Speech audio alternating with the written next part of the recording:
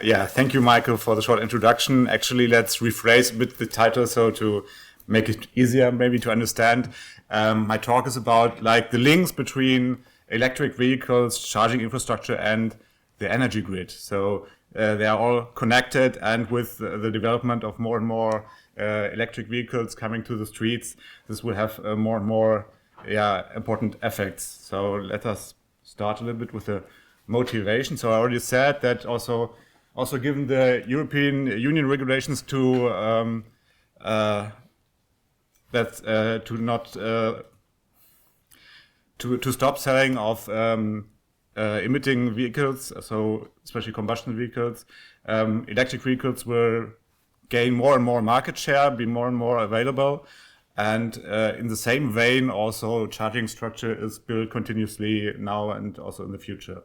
So also in the photo on the right corner, you can see a fast charging station on a supermarket parking, which has been recently built. So this is one kind of charging station. There are other like also technical charging stations like with lower power, and also on other places. So you can have your charging station at home, at your workplace, for example, or maybe at large businesses or retail sites. These are the main places where you can have charging stations.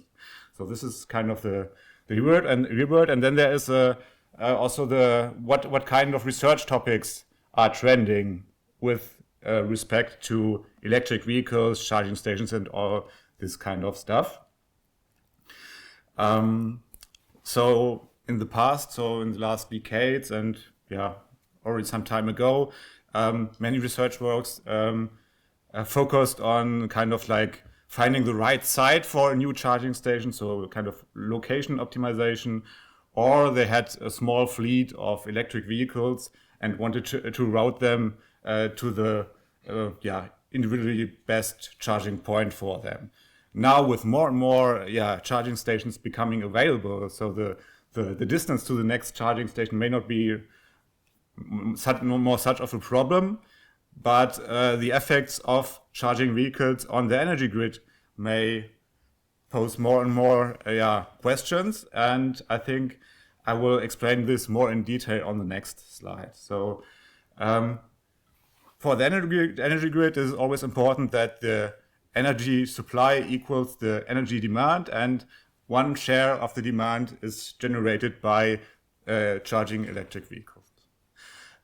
So if we imagine more and more electric vehicles will be operated, there are different visions of how the charging infrastructure will develop. So some people like most the idea that gas stations will be replaced by fast charging stations. So kind of a switch in a share of 1-to-1. So one gas station will be replaced with a fast charging station. But this means also that you will not have a lot of flexibility when charging. So you will have a short charging time, but you cannot vary, for example, the charging power to meet the energy supply. So in an area where more and more energy is generated from renewable energy sources, you have more and more problems like still keeping supply and demand on the same level, because you cannot say to an photovoltaic device like produce me the same amount as you could with a gas station, where you can just make it produce more or less power energy. So the idea is in the research to also use the effects to change the demand. So to have a kind of a flexible demand where you maybe change the time when you charge or the power, and so that you can better meet the supply. And that's what charging strategies are about, and that we will talk about still later. And also, my work is now about a citywide scale. So you imagine a lot of vehicles, and wide set of charging stations across the city or in different places. And as vehicles or users go from home to work to shopping to home, for example, they have different places where they could charge, and also at different times, because you start in the morning from your home location and then continue your trips during the day. So it depends on the time and the location where you charge, and when, for example, a peak in the energy demand occurs. And that's, I think, a good point where SUMO can be put into the loop, more to say. So overall, the main question here in the talk is, or the main goal is to give an estimate of the induced energy demand of electric vehicles at city scale. Given a preset of electric vehicles, their travel plans, and also a set of charging stations which are distributed around the city. In the middle part we have SUMO and a lot of still input, which I will explain on the following slides. One major part, and I think the most important input, is for sure the traffic demand. And in this case, it is best to be microscopic. So microscopic traffic demand is at a household or even person level, so that you have single trips of persons, and you also know that the same person does several trips in a row during the day. So we have so-called trip chains, and that is very helpful in this context, because we can assign this person a personal car which can keep its state, so its position, its state of charge if it is electric, and so on. And we also have a kind of planning horizon, so we know where the person will go during the day, and how long it will wants to be at some point in the city. So on the right side, you see a small video of the demand, so of departing and arriving vehicles. I mean, it's a kind of aggregated. So on 15-minute slices, you see some green and red triangles. So green for departing and red for arriving vehicles. And that's kind of visualizes our data set. So the Braunschweig microscopic traffic simulation we used. It is based on a former work of the Tapas traffic demand model, and considers only internal traffic inside the city during one working day. And here in the case, we only have private passenger cars. Okay. So maybe I think the last frame of the video is also kind of interesting, because I mean, it's just a hazard, but you can see that some places may be more popular, some destinations may be more popular than others, and sometimes this does not really match the population density, parking capacity, and so on at these places. So the microscopic traffic demand is a little bit skewed in some places also.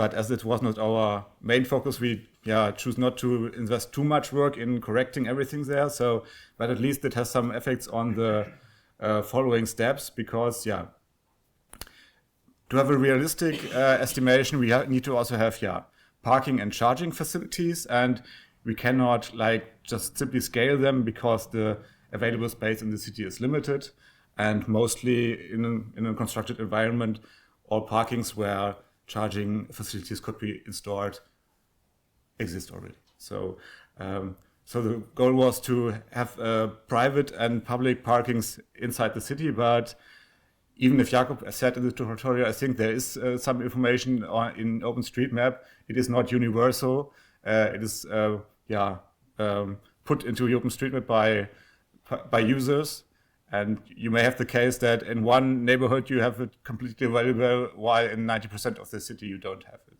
So that's why we went for a heuristic approach.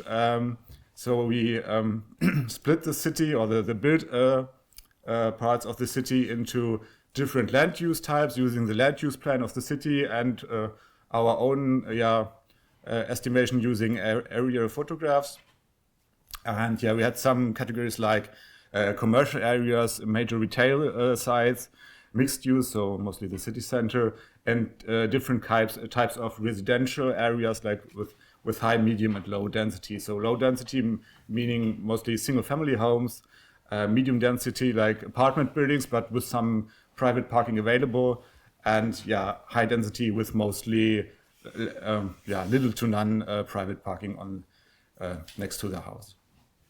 And then we had some characteristic values of parking for every land use type, and scaled it up to the city scale.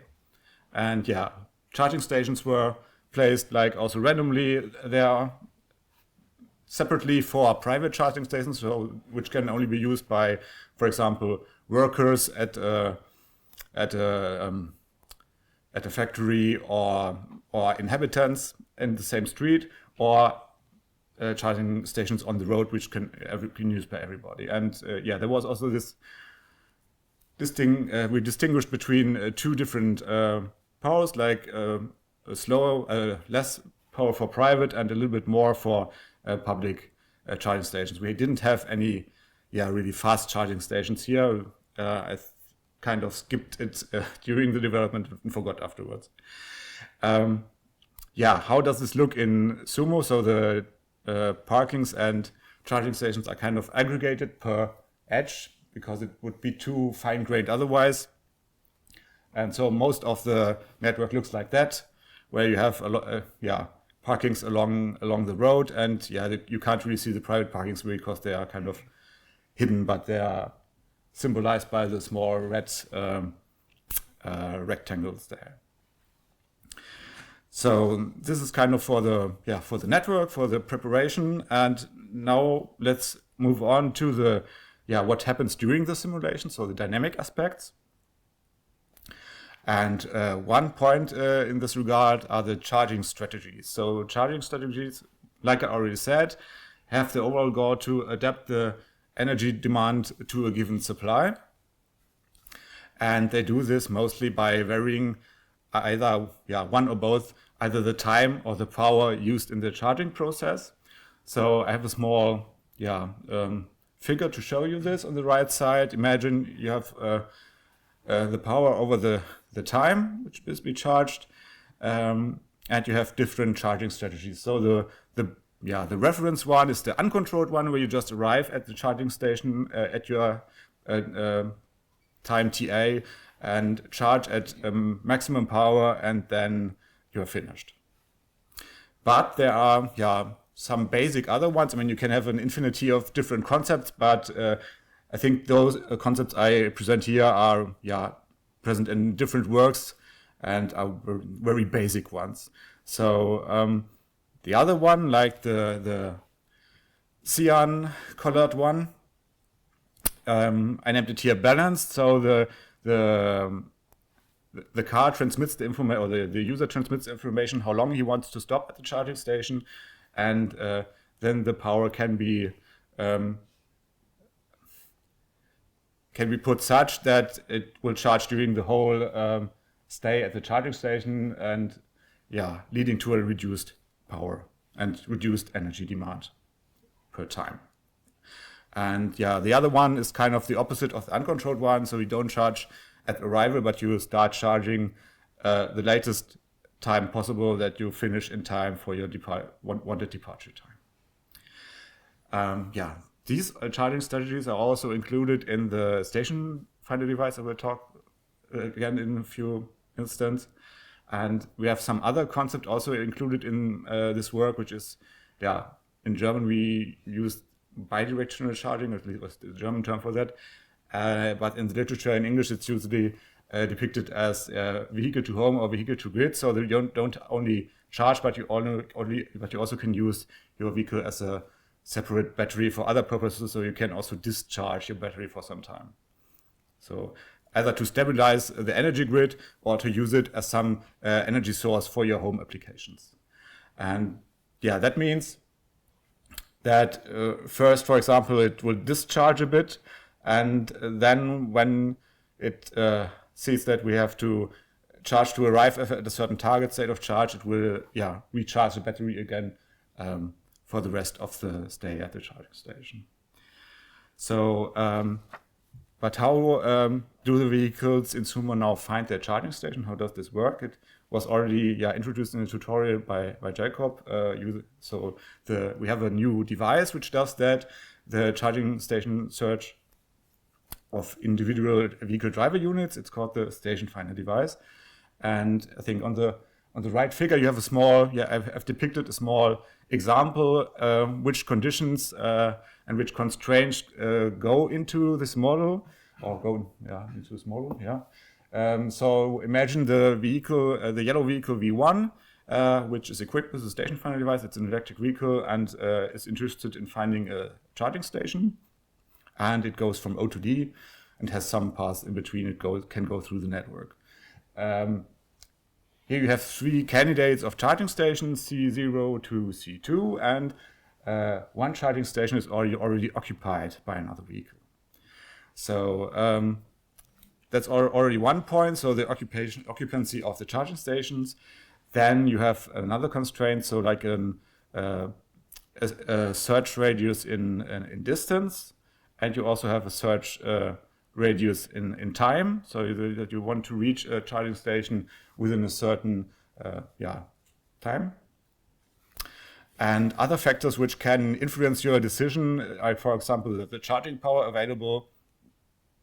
And you can also weight these kind of criteria if you want to have an individual decision. So you can configure vehicle driver units separately to have different preferences.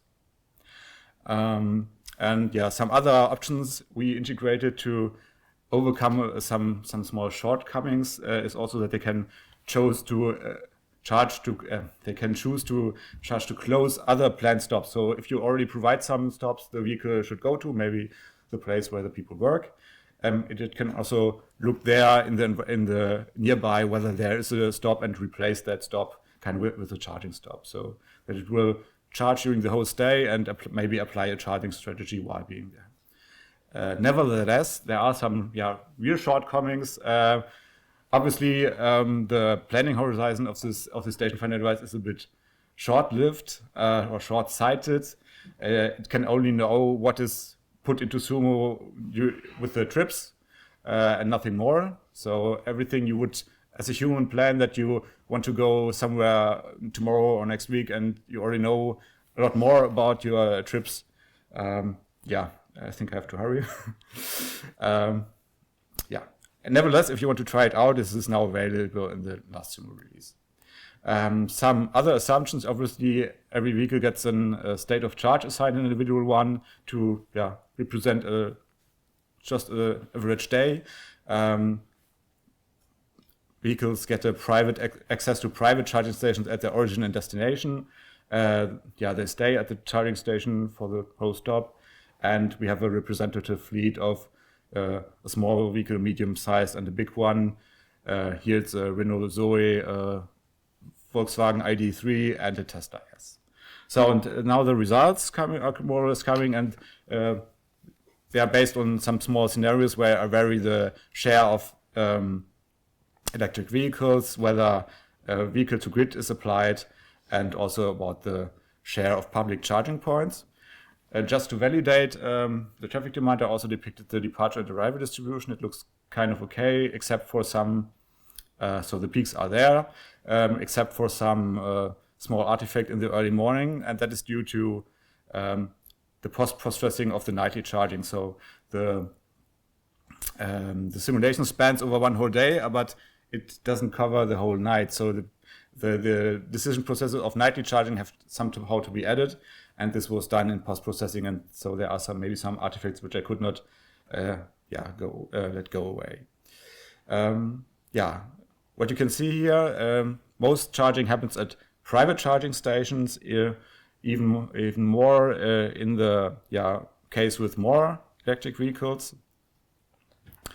And yeah, now we come to more or less already kind of to the final point of the main research question, because how charging strategies influence the energy demand. Here you have the three scenarios: base, near future, and with vehicle to grid added.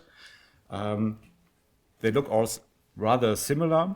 The main takeaways are obviously the absolute demand increases if you also increase the share of electric vehicles. And at least how it was modeled, the vehicle to grid thing was modeled in post-processing, does not really work here, because it was just randomly assigned to different charging stations and vehicles, and not taking into account the decision process of searching for a charging station. And obviously, balanced charging helps a lot, reducing the energy demand peaks. That's at least the most important takeaway. So the conclusions or the discussions are kind of twofold. One point based on the modeling, and one more on the main research question.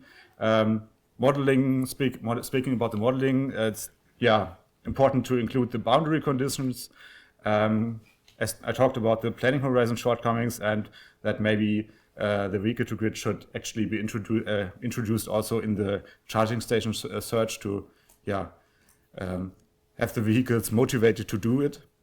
And the other learning, or maybe it has also been proven also in other publications, that balanced charging does a lot in reducing charging power. And there's the interconnection between the daily trips, where you charge, and what kind of effect this has on the energy grid, and that actually there's a need for charging opportunities at long stay locations like at home or at work. So I took a little bit more than expected, but I hope it's okay. Thank you for listening to me, and now we can go.